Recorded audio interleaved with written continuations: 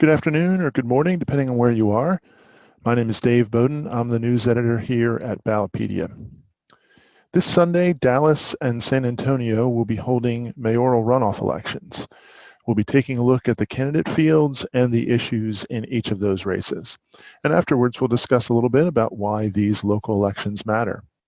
Joining me today is David Lukes, a staff writer with us here at Ballotpedia. Thanks for joining us, David. Thanks, Dave. It's great to be here.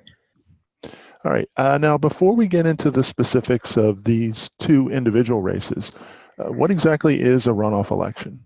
That's a great question, Dave. As you say, both of this weekend's elections in Dallas and San Antonio are known as runoff elections. And runoff elections can occur in some states and localities which require that candidates in certain elections receive an absolute majority of votes cast in order to win.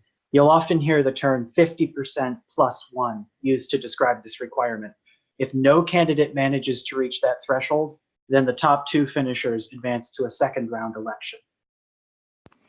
All right, so let's start with Dallas. Who advanced to the runoff there? Well, Dallas's mayoral election has come down to City Councilor Scott Griggs and State Representative Eric Johnson. Both are running for a 4-year term as Dallas mayor, which structurally is a weaker office than most big city mayors. Dallas is a bit of an anomaly among the largest American cities in its use of the council manager system. Under that system, the mayor is the most powerful member of the city council and works with the rest of the council to pick a city manager. And it's the city manager who acts as the city's chief executive officer. Building consensus is particularly important in these council manager systems since the mayor needs support from 7 other council members in order to get bills passed. All right, that's interesting. So the mayor of Dallas is more of a legislative job than just a purely executive one. That's correct. And Johnson and Griggs both have ample legislative experience. Griggs was first elected to the city council in 2011, while Johnson was elected to the state house a year earlier. Griggs chaired the city council's housing committee, and Johnson has led the Dallas area's state legislative delegation. Both Griggs and Johnson are billing themselves as strong consensus builders. Griggs says that he marshaled the city council to support increased pay for first responders and to cancel the plans to build the Trinity Toll Road. Johnson says that he brought urban and rural legislators together in the state house in order to expand access to housing in pre-K. I love the way these local elections really focus on some very unique and localized policy issues. Why don't you tell us a little bit more about Griggs's background, if you could? Yeah, absolutely. Griggs is a patent attorney by trade. He studied chemistry at Texas A&M, and he got his law degree from the University of Texas. He got his start in public service back in 2005 when he was elected president of the Stevens Park Neighborhood Association. All right, and what about Johnson? Johnson is also an attorney, although he focuses on public finance. He studied history at Harvard, got his law degree from the University of Pennsylvania, and earned a master's of public affairs from Princeton. His experience includes sitting on the executive committee of the National Black Caucus of State Legislators and on the board of directors of the Democratic Legislative Campaign Committee.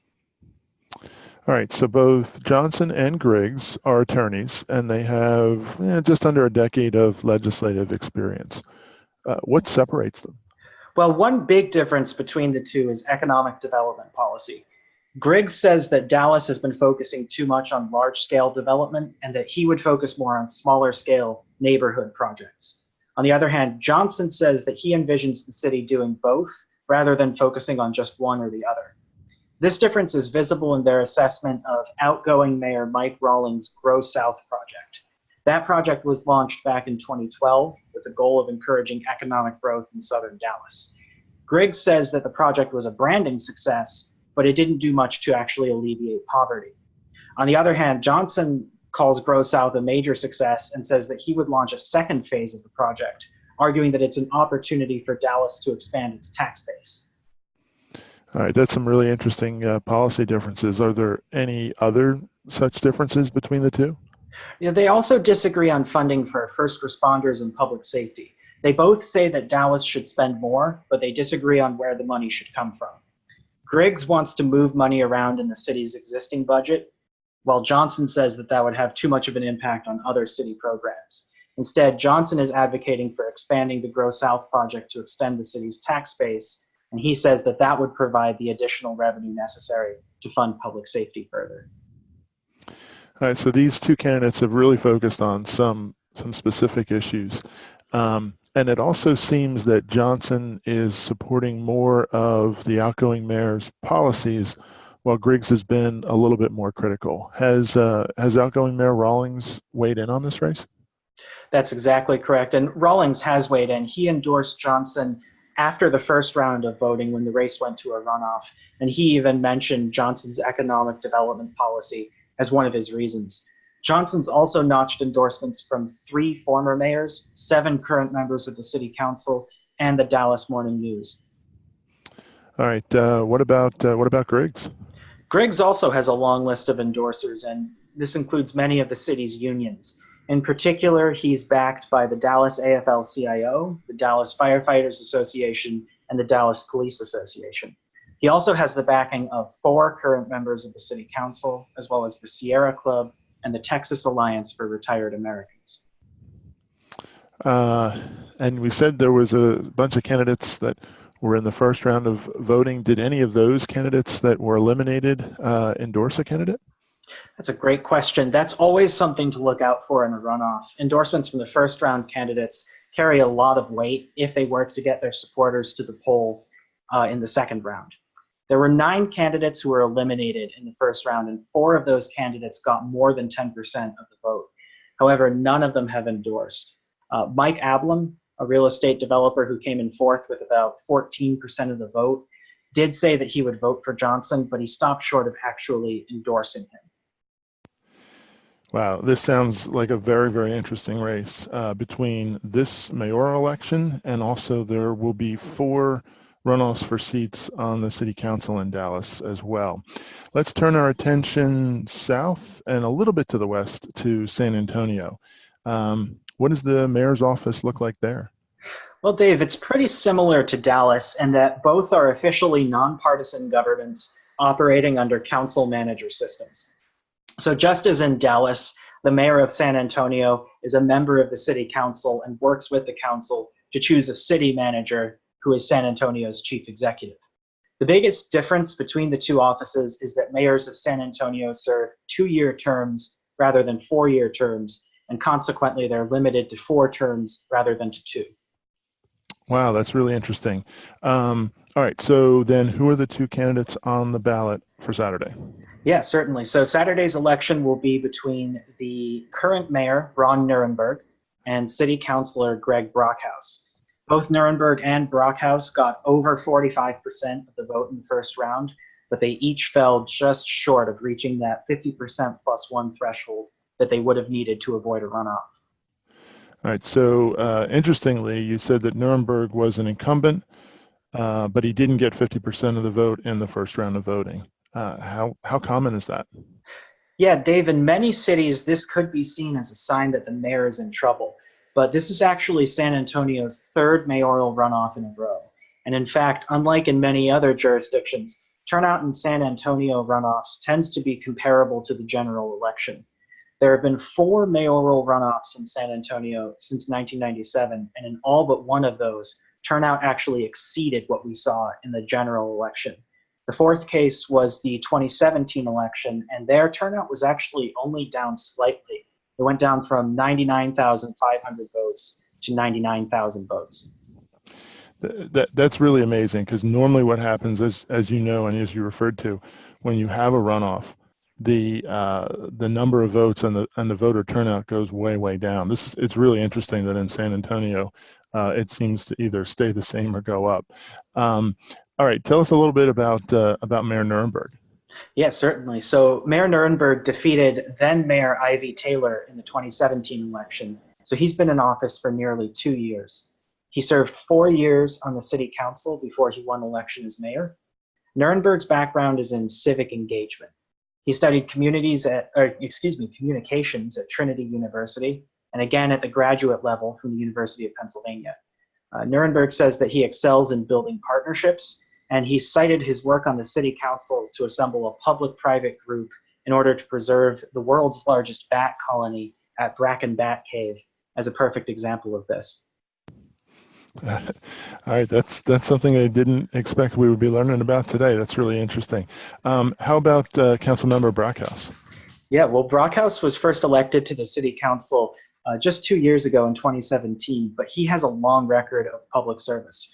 Brockhouse served for 9 years in the Air Force out of high school. He then worked in banking for nearly a decade before leaving the field in 2008 in order to pursue political service.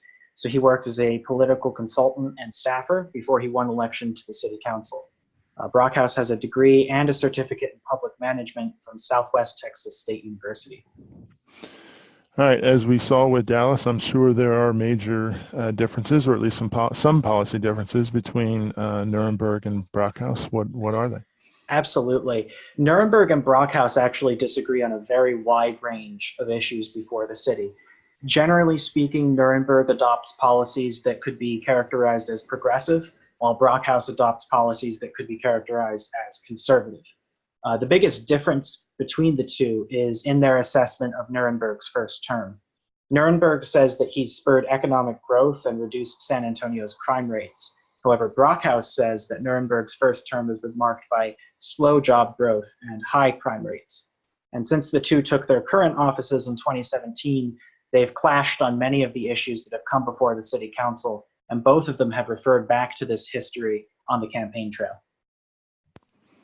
That's interesting. I guess it's probably getting a little contentious. What are some examples of those? Well, one that's gotten a fair amount of attention in the past week has been the debate over the council's decision to deny Chick-fil-A a permit to operate in the city airport. Nuremberg supported this decision. He said that it had a commercial basis since the restaurant doesn't operate on Sundays. Brockhouse, on the other hand, was critical of the decision. He said that it had religious underpinnings and described it as an attack on religious freedoms. Nuremberg's proposal to aspire for a carbon-neutral San Antonio by 2050 has also been a campaign issue. While Nuremberg describes the plan as a statement of principles and goals, Brockhouse says that those principles and goals are inevitably going to lead to additional government action in the future. And as a result, he's criticized the proposal. The two also sparred over a proposition passed by city voters in 2018, which gave firefighters binding arbitration power in negotiating contracts. Nuremberg blamed Brockhouse, who publicly supported the measure, for its passage and the subsequent decrease in the city's bond rating.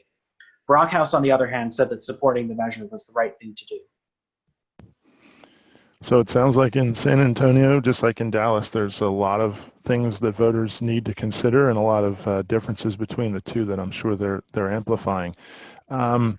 Like we saw with the Dallas race, what are some of the big name endorsements that each of them have earned? Well, Nuremberg has garnered endorsements from the Texas Organizing Project, the San Antonio AFL-CIO, and the Texas Democratic Party. He also has the support of presidential candidate and former San Antonio Mayor Julian Castro and his twin brother Joaquin Castro, who represents part of San Antonio in the U.S. House. Brockhouse's major endorsements include the San Antonio Police Officers Association and the San Antonio Professional Firefighters. All right, well, thank you very much. This is a very interesting look at the mayoral election in San Antonio. And as there's also going to be runoffs for 3 seats on the city council. All right, so let's shift a little bit from looking at the mayoral elections on Saturday. And let's just explore why these local elections matter. David, what are your first thoughts on that? Well, Dave, I'm really glad you're asking that question. Local elections might not draw quite as much attention as national politics, but they clearly have an impact on voters' everyday lives. And I'd say that there are 2 reasons why local politics deserve your attention. The first is that they magnify the influence of the individual voter, and the second is that they influence the national policy debate. That's true. That's interesting. All right, let's talk about the first point. Are you saying that votes at the local level count more? In a way, and there are a few reasons why that's the case. The most direct is that these local races involve fewer voters, meaning that each individual vote has a larger impact. For instance, Los Angeles is the city in the US that has the largest city council districts. Each Los Angeles city councilor represents just under 260,000 people. Now that sounds like a lot, and it is, but bear in mind that the average member of the US House represents 700,000 people. So even in Los Angeles, a city councilor has fewer than half the constituents of a member of the US House. And what's more, turnout rates are actually lower in city elections than they are in federal elections. In the first round election in Dallas, there were just over 80,000 votes cast. That's in a city of 1.3 million people. In other words, if you showed up to vote in Dallas, you were one of the 6% of city residents who did. Yeah, that's definitely true. I mean, a lot of voter turnout in local elections is really pretty low. All right, so voters have a lot of influence in local politics. But then now getting to your second point, how do these races influence the national debate? Well, there's a famous saying from Supreme Court Justice Louis Brandeis that state governments can serve as laboratories of democracy by adopting new policy ideas and influencing the national debate. Many of the policies that are subjects of national debate today, such as a $15 minimum wage, charter school systems, and even universal basic income, have been adopted by local governments long before they were first proposed as national policy. So one recent election where this played out was Philadelphia's mayoral primary, which took place 2 weeks ago today. Incumbent Mayor Jim Kenney made Philadelphia the second city in the nation to implement a tax on sugary drinks. Media outlets cast the race as a referendum on the tax, and supporters and opponents of soda taxes from outside Philadelphia each spent hundreds of thousands of dollars either in support of or against Kenney to try and influence the race's outcome and make a statement about the policy. So the principal idea here is that cities, and I guess to some extent states as well, try out new policies, and then those results may or may not become part of national solutions. Is that right? That's right. So how much leeway do cities, and I guess to an extent states, have to take direct action, or are they mostly limited to kind of just contributing to the conversation? Oh, cities can absolutely take direct action, and this is sometimes preempted by state government. Preemption occurs when law at a higher level of government is used to overrule authority at a lower level. So state law can be used to preempt local ordinances, while federal law can be used to preempt state law. And preemption conflicts between state and local governments occur across the country on just about any issue you could imagine. One Texas example stems from an ordinance which the city of Austin passed requiring employers to provide paid sick leave at a certain minimum rate. This ordinance ended up being challenged in court, with the state attorney general filing a plea in support of the challenge. The appellate court overturned the ordinance, and the case is actually currently sitting before the state Supreme Court. In the meantime, both Dallas and San Antonio have passed ordinances that were modeled off of Austin's. There is even a bill in the state legislature that would have forbidden localities from implementing these ordinances, as it's taken over a significant portion of the statewide debate. However, it didn't make it through before the legislative session ended last week. Yeah, I know that there's been a lot of coverage about these, state-city conflicts that are happening on a whole host of issues. Do you have any other recent examples? There are two other preemption cases that have gained a good deal of national attention in the past few years. One of these took place in North Carolina after the city of Charlotte required that bathroom use be permitted based on gender identity rather than on birth sex. And in response, the state legislature called a special session and passed HB 2. This was a bill which prohibited localities from passing ordinances on bathroom use. A national response followed, which included the NCAA and NBA both pulling championship games out of the state. After a legal back and forth, a compromise bill was passed, which ended up repealing HB 2, but putting a 3-year moratorium on bathroom ordinances. Yeah, it's very interesting that one ordinance ended up leading to a much wider national debate. I know another area that there's an awful lot of news coverage about is the discussion about sanctuary cities. Can you give some details about the preemption conflicts that have been happening with there? Yes, certainly. There's a really recent and interesting case which has come out of California declaring itself a sanctuary state. And what this meant was that the state is refusing to cooperate with federal immigration authorities. After the Trump administration filed a lawsuit opposing the declaration, several localities, including both Orange County and San Diego County, moved to actually join the federal government's suit. A U.S. Court of Appeals panel ruled in favor of the state in April, although it did invalidate a provision of the law which authorized state inspections of immigration detention facilities. Yeah, that's where this topic has turned into some real tangible outcomes and decisions. So that's really interesting to know. So I guess state and local governments have a say in a lot of these national policy debates, and I would even venture to say an increasing amount to say about these policy debates. Let's take a quick look at the partisan control. Which party controls more of these municipal government offices? At least in America's 100 largest cities, the Democratic Party has a majority of the mayor's offices. 62 of the 100 largest cities have Democratic mayors. Meanwhile, 30 have Republican mayors, 4 have independent mayors, and 4 have nonpartisan mayors. And tying it back to Dallas and San Antonio, both of those offices are officially nonpartisan. However, incumbent Dallas Mayor Mike Rawlings is a Democrat, while Ron Nirenberg is an independent. All right, this is all very interesting. Thank you so much for all of this information, David. Well, thanks for having me, Dave. All right, so there's still time before Saturday's election if you are voting in either Dallas or San Antonio to learn more about the candidates or issues in these races. And more information on mayoral elections, municipal government, and yes, even the concept of preemption are available on our website at ballotpedia.org. Also, a quick reminder that today is Tuesday, which means it's an election day in 4 states. And interestingly, there's another mayoral runoff election that will be decided today in Denver. And there's also statewide primaries in New Jersey for all 80 seats in the state house, which is called the General Assembly. And then next Tuesday, so we've got 3 election days coming up in a span of 8 days. Next Tuesday, Virginia holds their statewide primaries for both houses of the state legislature, both the Assembly the House of Delegates and the State Senate. So we invite you to please continue to visit ballotpedia.org for updates on all the news about politics. And we invite you to keep in the know with our email newsletters, including the Daily Brew, which comes out every weekday, and our weekly newsletter, The Tap.